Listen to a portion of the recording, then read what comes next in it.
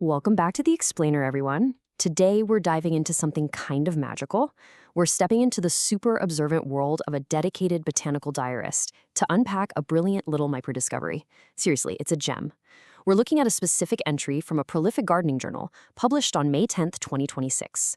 It's this beautifully simple account that takes us from, just a casual evening stroll straight into the wild world of plant taxonomy and practical landscaping. So let's just jump right in and unravel the creeping beauty of the Malaysian false pimpernel. Our source material today kicks off with this incredibly charming, slightly retro greeting, "Dear Interweb." I love that. Right off the bat, it sets a very specific vibe. We're definitely not reading a dry, dusty academic paper here. Nope, we are stepping right into the personal, whimsical diary of our author, who goes by the name Ang. It instantly establishes this direct, conversational connection with us. It's a great reminder that real scientific observation doesn't just happen in sterile labs, right? It happens out there in our everyday lives, recorded by passionate folks who just pay really close attention to the world around them. Okay, let's dive into this mystery. Ang's journey starts with a totally serendipitous encounter. Picture this, Ang is just out grabbing dinner, but on the way, a quick glance down at some damp, grassy patches reveals something totally unexpected. We're not talking about your run-of-the-mill weeds or standard turf here. There's a highly unique flower tucked away, literally hiding in plain sight. I mean, this absolutely captures the essence of everyday exploration. Think about it. How often do we walk past a damp patch of grass near a restaurant or on our street and just completely ignore the whole micro-ecosystem thriving right at our feet? To really appreciate this discovery, we gotta look at the context of where it was published. This isn't just some random one-off blog post. This is Notes on Gardening, Part 890. Let that sink in. Part 890. That numbering is a huge giveaway. It tells us we're extracting wisdom from a deeply committed, incredibly long-running series. Ang has clearly been chronicling the natural world for a very long time, which means when a specific plant catches their eye enough to get an entire post dedicated to it on May 10th, 2026, you know for sure it's something special. And here is the absolute star of our explainer today. Ang identifies this dinnertime discovery as Torenia crustacea, which most of us know as the Malaysian false pimpernel. It's this incredibly unique, creeping flower, and the word creeping is absolutely crucial here. It tells us exactly how this little guy behaves. It doesn't stand up tall and demand your attention. Instead, it weaves its way low to the ground, threading itself right through those damp, grassy patches. It's a total survivor, just quietly contributing to the ground-level landscape. Now, what makes Ang's journal entry so fascinating is this sudden realization thought, well, this wasn't actually a first-time discovery. Way back in their early gardening days, specifically in Part 38, or many moons ago, as they put it, they had actually written about this exact same plant. They'd even intended to collect specimens of the Malaysian false pimpernel to propagate. But man, a vast amount of time passed between Part 38 and Part 890.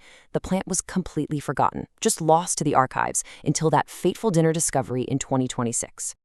I absolutely love this quote from the journal. The idea totally slipped my mind. It's just such a relatable human moment, isn't it?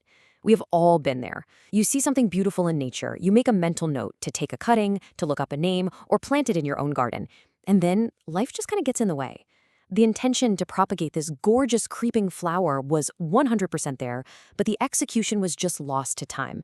It really hits the nail on the head regarding how easily we overlook nature's little beauties, even when we have the absolute best intentions as gardeners. Now, what's really interesting about this next bit is how Ang's mind transitions from that personal anecdote straight into botanical analysis. They make this crucial comparison. On one side, we've got our creeping ground cover, the Malaysian false pimpernel. And on the other side, we have its cousin, the wishbone flower, scientifically known as Torenia furneri. Ang points out that while they are closely related, how they look in the real world is quite different. The wishbone flower has differing flower sizes and totally different growth habits compared to the low-lying, creeping nature of our false pimpernel. But hold on, because here is the real aha moment that ties them all together. Ang notes that both the Malaysian false pimpernel and the wishbone flower belong to the Linderneriaceae family. Actually, try saying that 3 times fast. Linderneriaceae. Anyway, this shared botanical ancestry explains a really beautiful visual mystery. Despite those totally different growth habits we just talked about, they both share this very distinct snapdragon-like flower shape.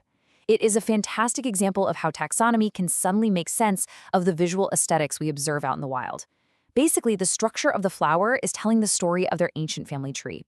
So, let's pivot here from the abstract science of taxonomy to something highly, highly practical.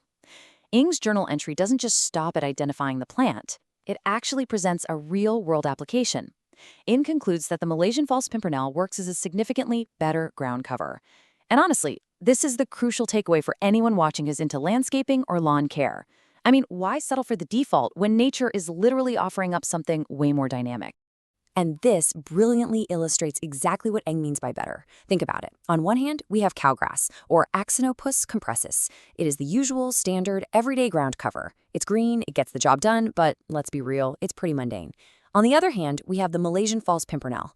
Eng argues this plant is a vastly superior alternative because it's vibrant and it flowers. Imagine swapping out a boring, uniform green lawn for a creeping carpet of delicate, snapdragon-like flowers. It totally reframes how we think about those damp, grassy patches in our own yards. This whole realization leads Eng to a really powerful conclusion captured perfectly in this quote. It's definitely a plant worth exploring in the future. It's basically a statement of renewed intention. The Malaysian false pimpernel isn't just some forgotten specimen from part 38 anymore, and it's definitely not just a random weed outside a restaurant. It's finally being recognized for its true utility and aesthetic value. And I think this quote really encourages us to appreciate the massive potential of overlooked wild species. They could literally transform our own gardening spaces. And with that beautifully simple sign-off, till the next post, yours truly, Eng, our author officially closes the narrative arc of entry number 890. It perfectly brings this whole micro-discovery journey to such a charming, satisfying conclusion. Plus, it reminds us that learning is just this continuous process, right? It's an ongoing dialogue with the natural world, documented one journal entry, or in our case, one explainer at a time. Which brings us right to the end of our structured breakdown and leaves us with one final essential thought for you to chew on. We've seen how Eng found this vibrant, blooming alternative to standard grass just by looking down after dinner. So I leave you with this question. What hidden gems might be creeping in your own backyard? Seriously, the next time you walk past a damp patch of grass, take a closer look. You might just find your own botanical treasure waiting to be discovered. Thanks so much for joining me on this explainer, and keep exploring out there.